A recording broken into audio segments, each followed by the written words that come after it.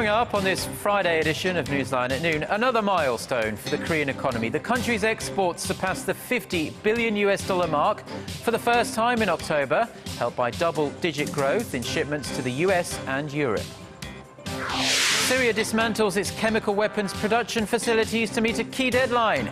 This as Israel carries out an airstrike, apparently targeting a missile transfer to the militant group Hezbollah. Plus, China, Indonesia and other Asian nations angrily protest at alleged US spying in Asia involving Australian missions in the region. These stories and more on Newsline at Noon.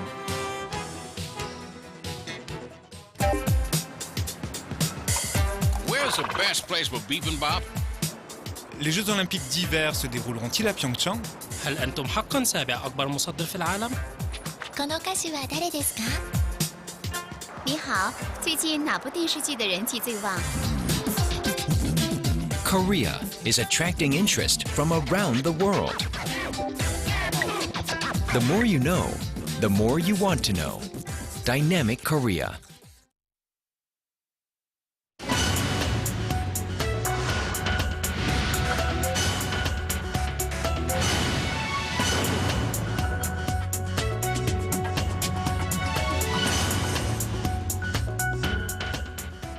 Thanks for joining us. You're watching Newsline at Noon. I'm Choi Yusan in Seoul. Very good to have you with us. I'm Mark Brew. And we start with some rosy economic news for the country. Korea's monthly exports topped $50 billion for the first time in October, raising expectations for a stronger than expected economic recovery in the coming months. To tell us where the export surge came from and more, we connect live by phone to our Hwang Ji-hye at the Trade Ministry. Ji-hye, what do the latest numbers look like? Hello, Yusan Mark. The Trade Ministry said this morning that the nation's exports hit a record high $50.5 billion last month, up 7.3% from a year earlier. The previous monthly record was $49 billion posted in July 2011. The record high was helped by a surge in shipments to the United States and the European Union. Amid a moderate economic recovery in advanced nations, shipments to the U.S. soared by over 20%, while exports to the EU also jumped 16% from a year earlier. By product, information technology products such as semiconductors and mobile phones led the rise in the country's exports.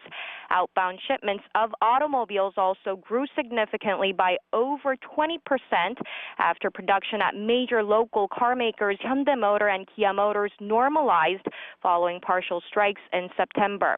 Imports also rose by around 5% to $45.6 billion for a trade surplus of over $4.8 billion in October. With the October performance, Korea has posted a trade surplus for 21 months in a row.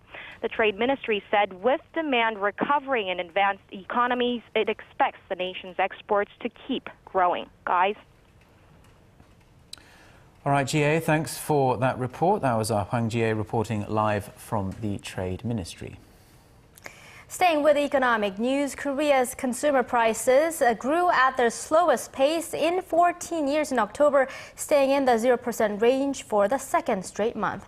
Statistics Korea said Friday that the nation's inflation rate edged up just 0.7% last month from the same period a year earlier, slowing from a 0.8% gain in September.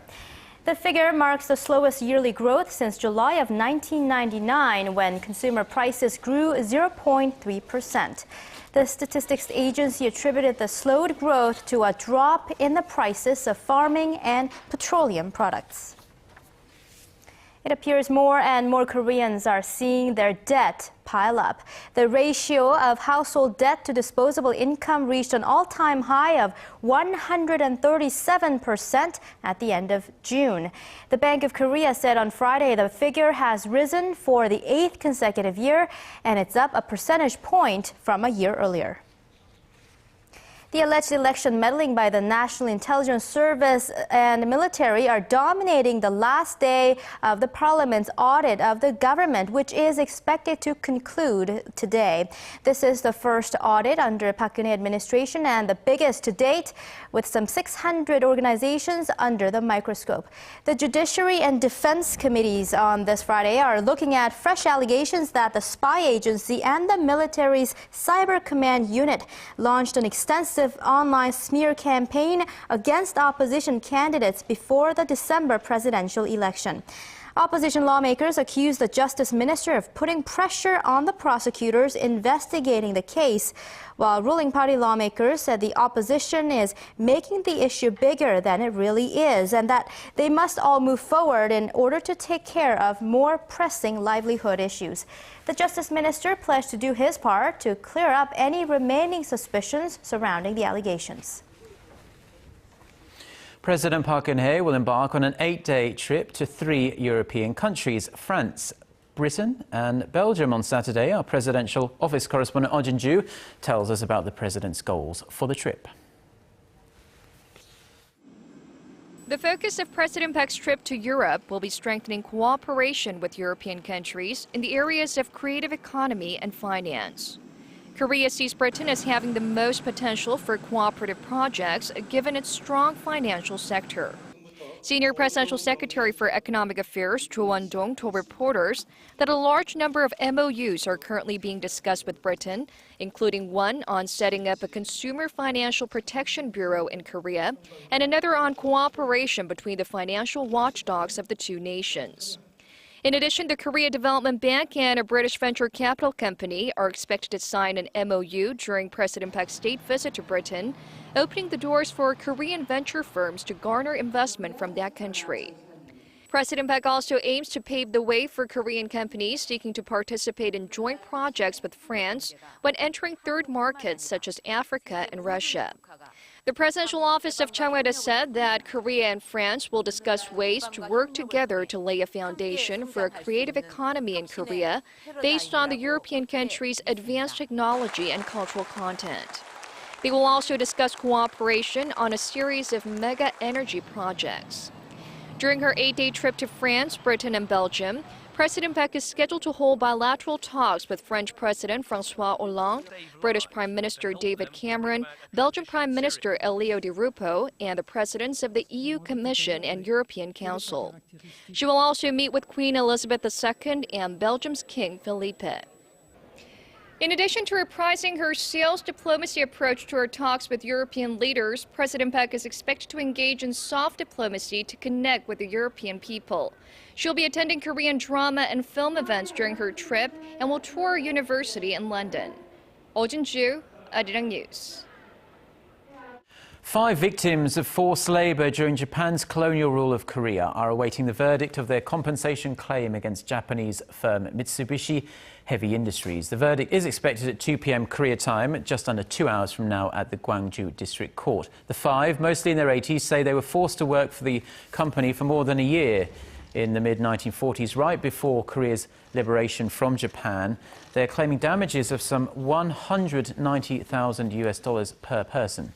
The victims filed a compensation lawsuit against the Japanese government and Mitsubishi back in 1999, only to have their case thrown out by Tokyo Supreme Court in 2008.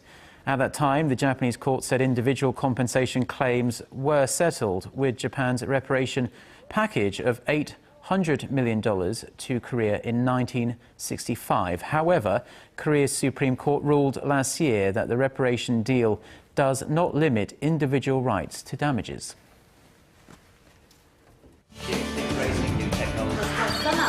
For your fill of Korean and international news, join Chae Yu-sun and Mark Broom every weekday at lunchtime. NEWSLINE at noon. Plenary session this Wednesday and vote on the government restructuring bills. Another day, another development in the U.S. spying scandal. This time, a report out of Australia claims the U.S. National Security Agency is using Australian embassies in Asia as hubs for its now not-so-secret electronic surveillance program. Our Kim Hyun-bin has the latest. A handful of Asian nations, including China, are demanding an explanation from the United States following reports Washington is engaging in electronic intelligence gathering at Australian embassies and consulates in their countries. The Sydney Morning Herald reported Thursday that Australian embassies in Asia, including the one in Beijing, were being used as part of a U.S.-led spying operation. It reported U.S. National Security Agency documents show the Australian government has been allowing the NSA to operate in its embassies in Indonesia, Thailand, Vietnam, China, and East Timor. The Chinese Foreign Ministry said the U.S. should abide by international law and regulations. China is extremely concerned about this report and asks that the U.S. offer a clarification and explanation. We also ask that foreign embassies in China and their staff respect the Vienna Convention and other international treaties and should not get involved in any activities that harm China's security and interests. The Indonesian government also summoned the U.S. ambassador in Jakarta to clarify the allegations. As the scandal continues to deepen, the man who sparked it all, former NSA contractor Edward Snowden, has found a job in Russia. A Russian lawyer aiding Snowden said Thursday that he will start work in November, providing support for a large Russian website. Kim Hyun-bin, Arirang News. The international watchdog tasked with dismantling Syria's chemical weapons stockpile has confirmed Damascus has met the deadline to rid of its equipment for producing, mixing, and filling chemical weapons. Now, the Assad regime has until middle of next year to destroy the estimated 1,000 stockpile of chemical weapons. Our Kim Min-ji reports. The Organization for the Prohibition of Chemical Weapons said Thursday that Syria has destroyed all its chemical production facilities a day before the deadline set by the United Nations. The Syrian government has completed what we call the functional destruction of its entire chemical weapons making apparatus and water mixing filling equipment for use with sarin gas. The organization says its teams had inspected 21 out of 23 chemical weapons sites in Syria. Equipment at the two other locations were transferred elsewhere due to safety concerns and then destroyed. Under a deal brokered by Russia and the U.S., Syria agreed to destroy its stockpile after Washington threatened military action in response to the killing of hundreds of people in a chemical attack on the outskirts of Damascus in August. Now that the equipment has been put beyond use, Syria has until the middle of next year to destroy the chemical weapons themselves. In a separate development, Israeli warplanes launched an attack on a Syrian military base near the city of Latakia, according to a CNN report which cited information from a U.S. official. Explosions were reported at a missile storage site in the port city, a stronghold of Syrian President Bashar al-Assad. The official said the strike targeted Russian-made missiles that Israel thought may be bound for the Lebanese militant group Hezbollah. The attack is yet to be confirmed by the Israeli government, which has also refrained from commenting on at least 3 airstrikes in Syria so far this year. Kim Min-ji, Arirang News. The long-running territorial dispute between China and Japan over a remote group of islands in the East China Sea is in the spotlight this week as the two countries are conducting massive military exercises. To make the already tense situation even worse, China is accusing the Japanese military of interfering with its military drills. Ji Myung-gil reports. The conflict between the two sides over the disputed islands known as Diaoyu in China and Senkaku in Japan could be close to reaching a flashpoint with patrol ships from the two sides playing a cat-and-mouse game near the islands. China's defense ministry has accused Japan of using reconnaissance planes to monitor its military drills and says Japanese ships have encroached upon Chinese waters. Japan is interfering with our military drills. Dangerous situation may prevail if the Chinese military misinterprets the situation.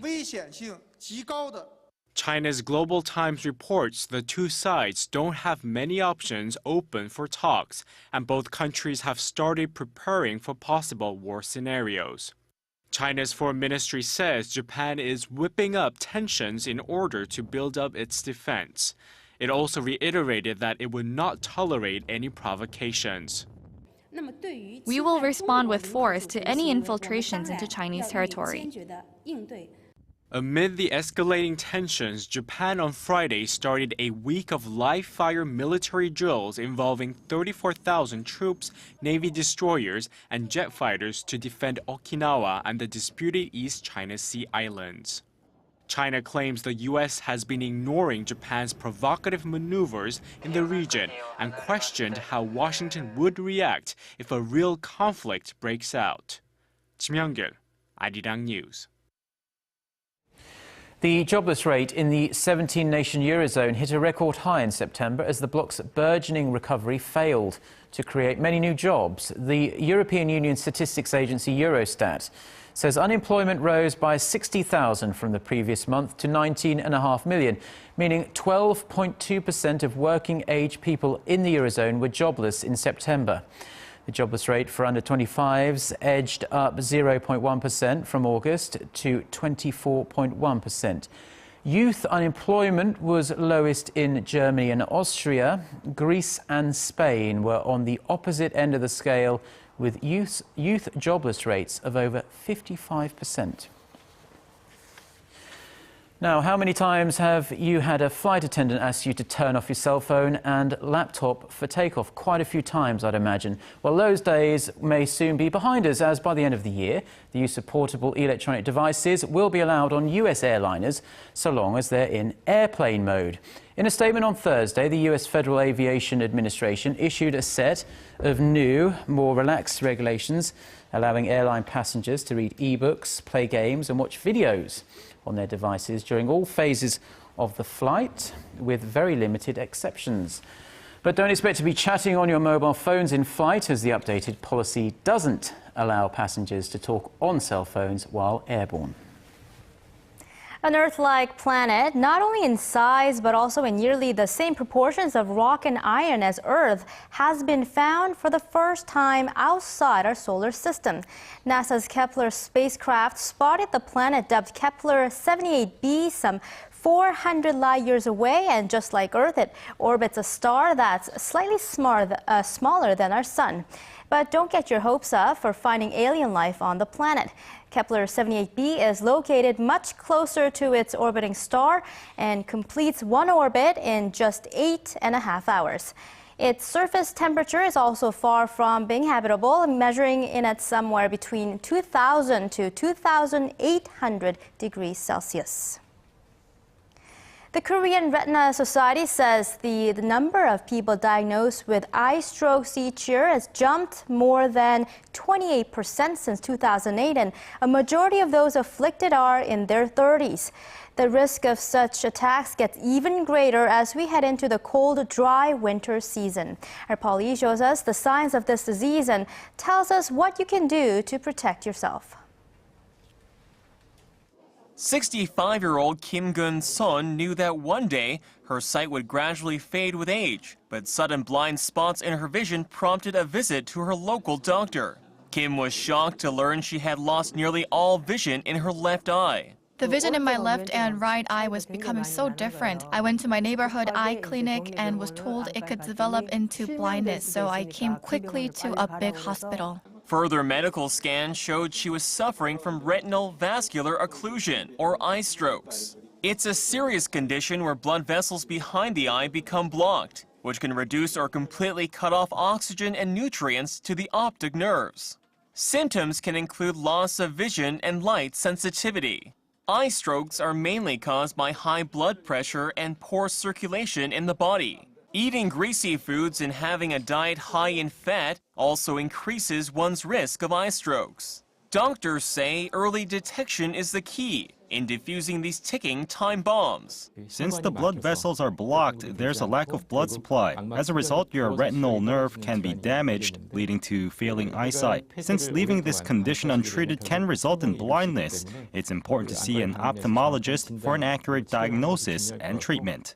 Routine eye exams and health screenings can go a long way toward protecting your vision. Regular exercise and a healthy diet also play key roles to ensuring a bright and long life. Paul Yi, Arirang News.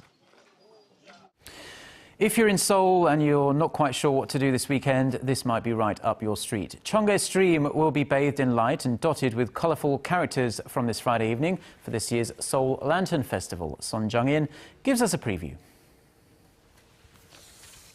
A giant illuminated bird soars over the captivated crowd gathered below. The bird is actually a 5-meter-tall lantern in the shape of a hawk, which was the national bird of Korea's ancient Baekje dynasty, and it is one of a variety of colorful lanterns on display during this year's Seoul Lantern Festival. I think the festival is a great opportunity to enjoy with children and experience the lantern display up close, which is part of Korea's culture. The festival, now in its 5th year, puts some 30,000 colorful lanterns on display to brighten the pathway along the Cheonggyecheon, a public stream in central Seoul, where the festival is held every year. The 900-meter waterway runs from Cheonggye Plaza to Samil Bridge and often plays host to Seoulites and visitors out for an evening stroll. Visitors to this year's festival will see the ancient Baekje kingdom brought to life in the magnificent figures made of light, illuminating the kingdom's 700-year history. We have a giant hawk lantern and several other figures that represent the bravery of the Baekje people. We also have a lantern depicting King Onjo, the founder of Baekje, riding a white horse. Organizers say they expect this year's event to attract around 3 million visitors, which is 500,000 more than last year. There will also be exhibitions, lantern-making activities, and performances, all centered around the Baekje era for people of all ages to enjoy. The event will continue through November 17th. Son Jung-in, Arirang News. So as we just saw, this year's Seoul Lantern Festival kicks off tonight. Very exciting. So let's see what the weather will be like for that and all the other outdoor activities that are available this weekend by going over to our Lee Ji-yeon, who's standing by at the Weather Center. Good Friday afternoon to you, Ji-yeon. Happy Friday, guys. Now, we'll have nice weather for the start of the festival this weekend, but by the time the festival is over in 17 days, we may have stepped into early winter. Well, I guess that's to be expected since we're already into November. Right. So what more can you tell us about the festival? Well, the festival is taking place along the Cheonggye Stream in downtown Seoul, within walking distance of the popular tourist district of Insadong. So if you're in town for a visit or lucky enough to have the day off, you can take a stroll through Insadong and then check out the Lantern Festival in the evening. So will the weather cooperate? The answer is yes. Today I should be mild and sunny with clear skies across the nation. Now you will want to enjoy the sun while you can, because tomorrow will be partly to mostly cloudy nationwide, and it will be fairly chilly in the central region, so please do bundle up tight if you plan to go hiking or be outdoors. And it also looks like there's a slight chance of light showers in the morning hours in Seoul and surrounding areas, and there's another chance of sporadic showers in the Seoul metro area on Sunday afternoon, and temperature will be in the mid-teens in the northern parts of peninsula, whereas down south will have a milder afternoon highs, but today will be rain-free. So with that in mind, it's time to take a look at the readings for today. The daily high in Seoul will top out at 20, while Daegu, Gwangju, and Busan will make it up to 21 degrees Celsius with a fair amount of sunshine. And it looks like Jeju and Daejeon should see a high of 20 with some nice autumn sun, while Mount Kumgang will be staying in the single digits throughout the day. Now that's all for Korea, and here's the global forecast for viewers around the world.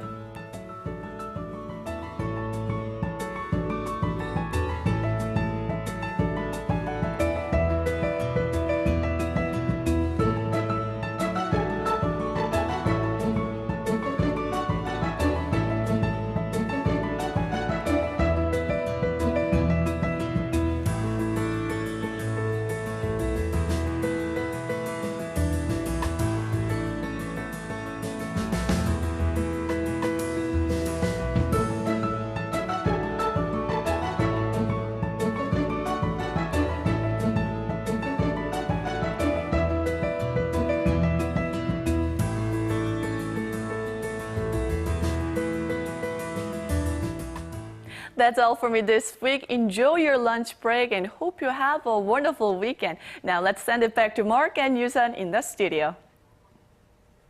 Thank you very much, as always, Gian, for the weather there. And that's pretty much all from us. And just a reminder that you can catch up with our VOD service, which is rather good, I must say so myself, on our website, which is arirang.co.kr/news. Well, Mark, I hope you have a wonderful weekend with your family. Too. And thank you for watching. And Mark and I will be back next Monday right here on Newsline at Noon.